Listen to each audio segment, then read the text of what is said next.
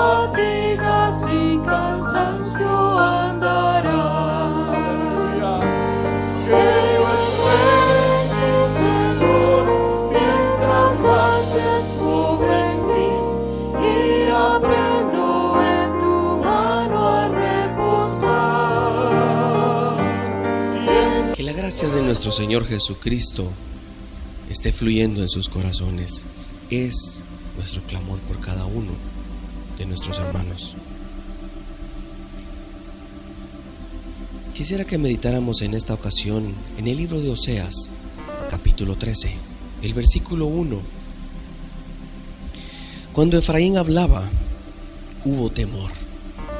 Fue exaltado en Israel, mas pecó en Baal y murió. Una traducción muy apegada a lo que dice el profeta Oseas es: cuando Efraín no era orgulloso ni exaltado, sino que reconocía su propia debilidad, entonces el Señor se ensalzó a sí mismo en Israel. Pero cuando ofendió en Baal, murió. Podemos entender un poquito más lo que el profeta está queriendo decir, o el Espíritu a través del profeta, el Espíritu Santo, nos está queriendo decir a nosotros hoy. Israel tuvo muchos tropiezos en Baal. Baal llegó a ser el Señor, que es lo que significa su nombre, de muchos en Israel. Era un dios fenicio, y uno de sus representantes, o sea, de sus imágenes representativas, era un becerro. Y dice el versículo 2 en Oseas 13: y ahora añadieron a su pecado, y de su plata se han hecho, según su entendimiento, imágenes de fundición, ídolos, toda obra de artífices, acerca de los cuales dicen a los hombres que sacrifican, que besen los becerros. El tema de este pequeño mensaje es besando los becerros.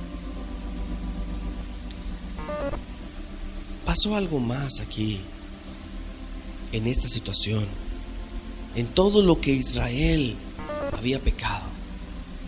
Ya no solo iban a ofrecer a Baal sacrificio, ya no solo el pueblo de Dios, los hijos de Dios, iban y ofrecían sacrificios en el templo de Baal. Ahora dice que según su imaginación, según su inteligencia, según su entendimiento, es lo que dice ahí, de su plata hicieron un ídolo pequeño. Ese era un ídolo, era un becerro pequeñito que lo metían en un collar y se lo ponían. Y ahí lo llevaban, ahí lo iban cargando y lo besaban como símbolo de obediencia y de adoración. Pero también era para ellos de buena suerte, que les iba a ir bien, que iban a tener una vida bendecida. Y ahí lo iban cargando. Ya no solo iban al templo a ofrecer sacrificios a Baal, ahora lo cargaban ahí en un collar y lo besaban. Todo eso según el entendimiento de ellos. Yo creo que uno de los mayores tropiezos para el cuerpo de Cristo ahora es el mismo: el área financiera. Jesús habló sobre este tema abiertamente, no como muchos pastores que ahora tienen temor de hablar de este tema. Raíz de todos los males es el amor al dinero, dice 1 Timoteo 6:10. Pero en Mateo 19 Jesucristo mismo dice: entonces Jesús dijo a sus discípulos: de cierto os digo que difícilmente entrará un rico en el reino de los cielos. Como sabemos, la riqueza no es el problema. No hay problema en tener dinero, sino poner la confianza en ellas. Vemos una progresión también en Lucas ciertas características acerca de la riqueza. Dice en Lucas 16:9: había un hombre rico que se vestía de púrpura y de lino fino y hacía cada día banquete con esplendidez. En Lucas 18:22, Jesús, oyendo esto, le dijo: aún te falta una cosa, vende todo lo que tienes y dalo a los pobres, y tendrás tesoro en el reino, y ven, sígueme. Lucas 18:23, entonces él, oyendo esto, se puso muy triste, porque era muy rico. Eso va a continuación de lo que leí anteriormente. Y el tercero es Lucas 12:19, y diré a mi alma: alma, muchos bienes tienes guardados para muchos años. Repósate, come, bebe, regocíjate. Pero Dios le dijo: necio, esta noche vienen a pedirte tu alma, y lo que has provisto, ¿de quién será? Así es el que hace para sí tesoro y no es rico para con Dios. En el primero vemos que alardeaba de sus riquezas. Cada día hacía no un almuerzo, no una cena, hacía un banquete, pero era de mezquino corazón para con su prójimo. Con Lázaro nunca vemos dándole algo. En el segundo caso vimos que en vez de actuar a lo único, imagínense, este joven rico había cumplido todos los mandamientos, había hecho toda la ley, y solo una cosa le hacía falta, solo una cosa.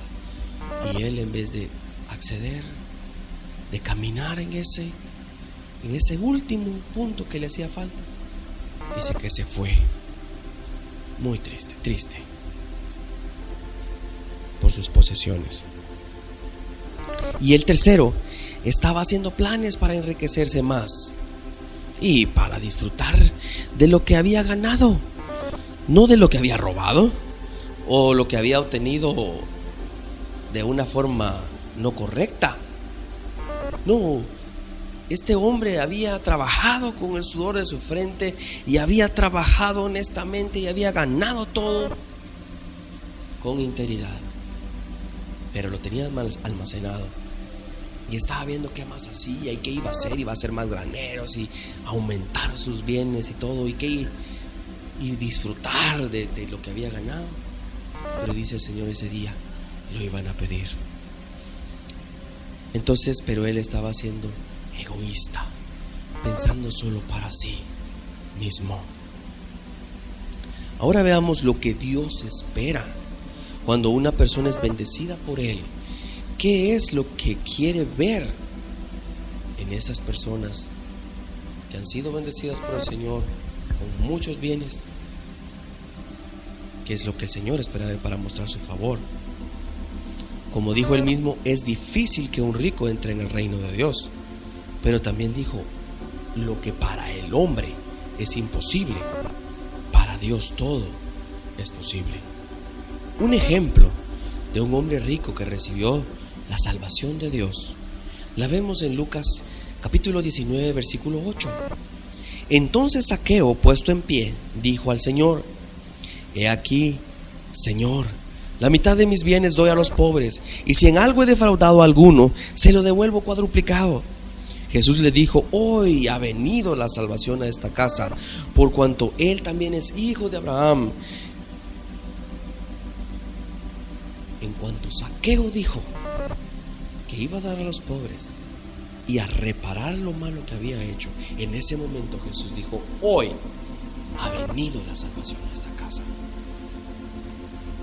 Jesús no es como la mayoría de pastores que cuando ven a alguna persona con muchos bienes materiales les dan toda la atención y los tratan de la mejor manera, y a los pobres los tratan con menosprecio, como dice Santiago en el capítulo 2 versículo 1: hermanos míos, que vuestra fe en nuestro glorioso Señor Jesucristo sea sin acepción de personas, porque si en vuestra congregación entra un hombre con anillo de oro y con ropa espléndida, y también entra un pobre con vestido andrajoso, y miráis con agrado al que trae la ropa espléndida y le decís: siéntate tú aquí en un buen lugar, y decís al pobre: estate tú allí de en pie, o siéntate aquí abajo bajo mi estrado, ¿verdad? Suele pasar esto mucho en las congregaciones.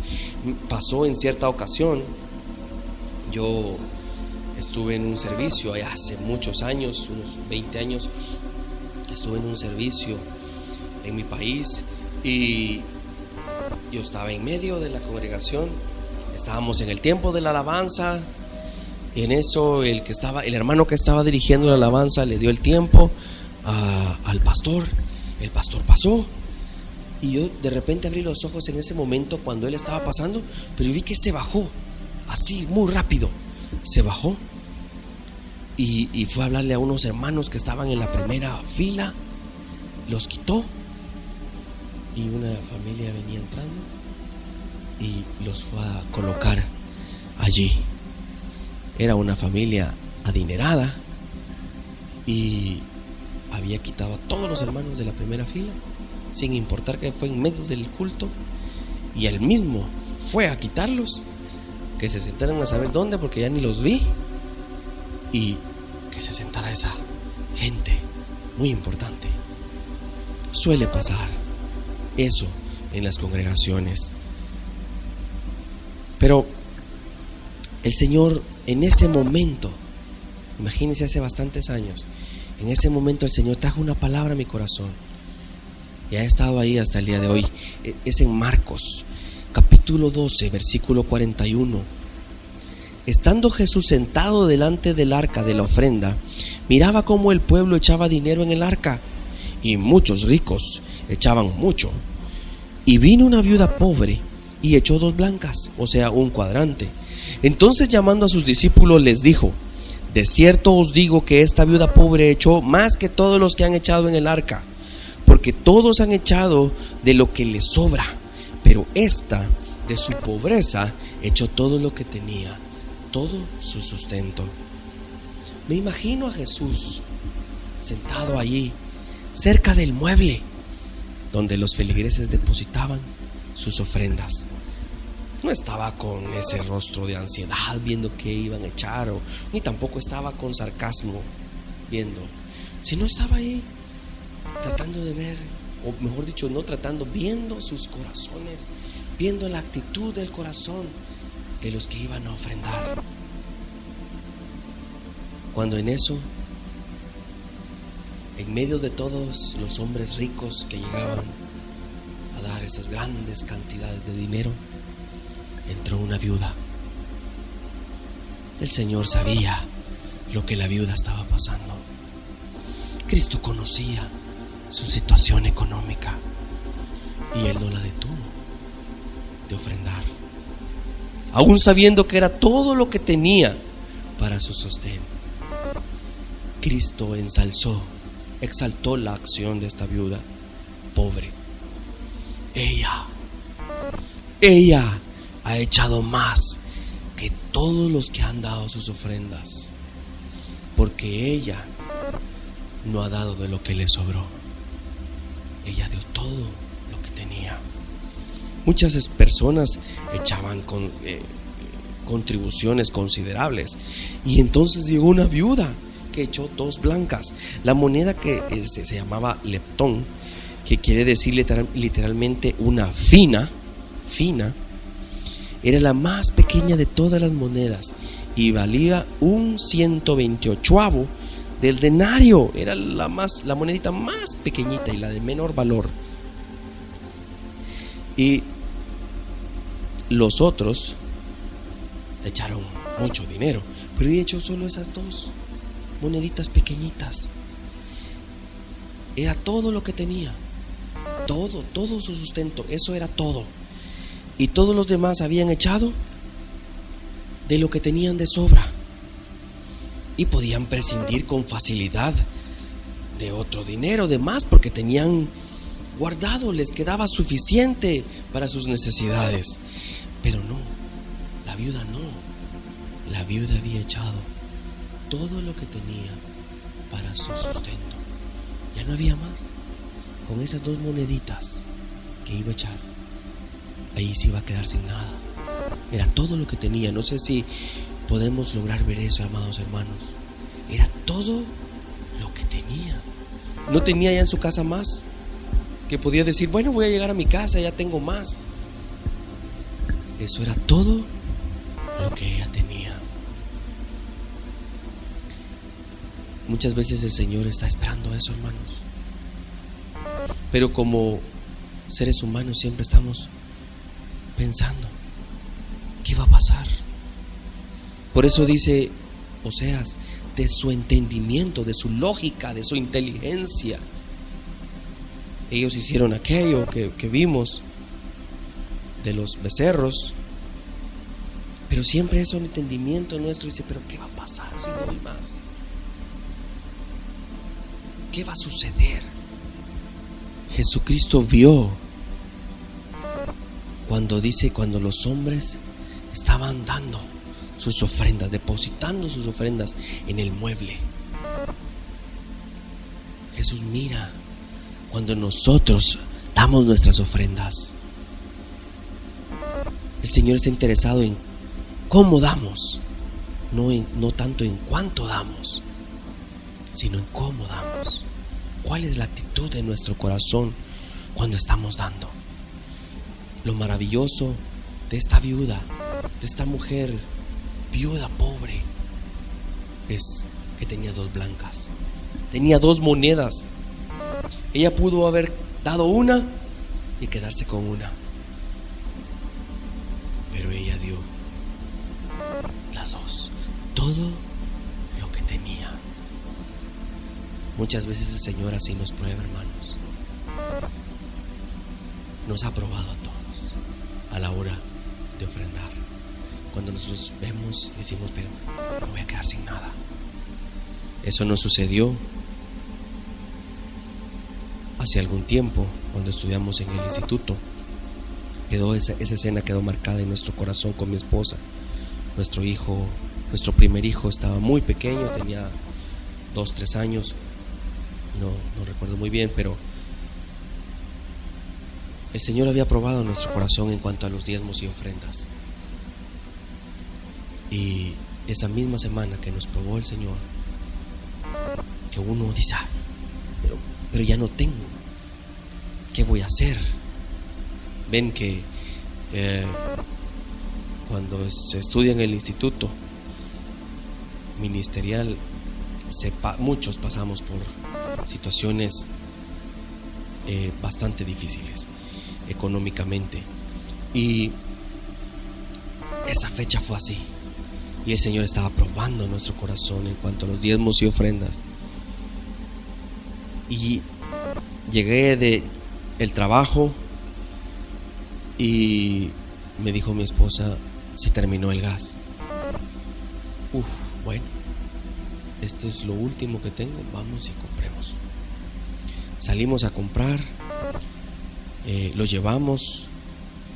Cuando le puse la herramienta esa que lleva ahí para pasarle a la cocina, a la estufa, cuando lo coloqué, se oyó un tronido. Cuando yo lo saqué, salía todo el gas. Era un humo blanco el que se veía. Literalmente era el gas que se escapó totalmente, todo.